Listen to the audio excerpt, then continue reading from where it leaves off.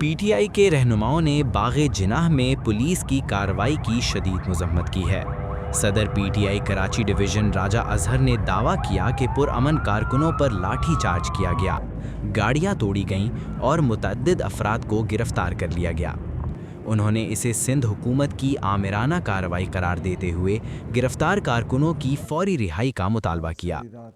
خیبر پختونخوا کے وزیر اعلیٰ سہیل آفریدی اس تنازع کے درمیان حیدرآباد سے کراچی پہنچ گئے ہیں۔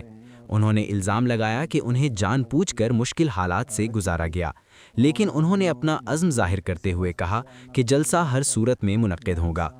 پی ٹی آئی قیادت کا موقف ہے کہ یہ جبر ان کی تحریک کو روک نہیں سکے گا۔ راجہ اظہر اور دیگر رہنماؤں نے واضح کیا کہ حکومتی کارروائی کے باوجود کراچی میں ہونے والا جلسہ انشاءاللہ اپنے شیڈول کے مطابق جاری رہے گا۔ زندگی کو خطرے میں ڈالنے کے مترادف تھا، کیونکہ وہاں پر کچھ بھی ہو سکتا تھا، لیکن بہرحال یہ لوگ اقتدار کے بھوکے ہیں اور اقتدار کے نشے میں اتنے پاگل ہو چکے ہیں کہ ان کو جو ہے ایک صوبے کے وزیر اعلیٰ، ان کی صوبائی کابینہ، ان کے پارلیمنٹرین اور ان کے ساتھ جو لوگ تھے، ان کی زندگی کی بالکل فکر ہی نہیں تھی۔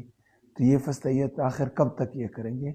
اگر ان کی یہ سوچ ہے کہ ان کے اس ظلم اور جبر اور فستیت سے لوگ ڈر جائیں گے یا لوگ گھروں میں بیٹھ جائیں گے، تو انہوں نے دیکھا کہ 3 سال بعد بھی لوگ ابھی بھی عمران خان زندہ باد کا نعرہ لگا رہے ہیں، کراچی میں، حیدرآباد میں، کراچی کے مختلف اضلاع میں، بلکہ پورے سندھ میں، اور لوگ جو ہیں صرف اور صرف عمران خان زندہ باد کا نعرہ لگا رہے ہیں اور پاکستان تحریک انصاف زندہ باد کا نعرہ لگا رہے ہیں، اور انشاءاللہ تعالیٰ یہ آگے بھی لگاتے رہیں گے۔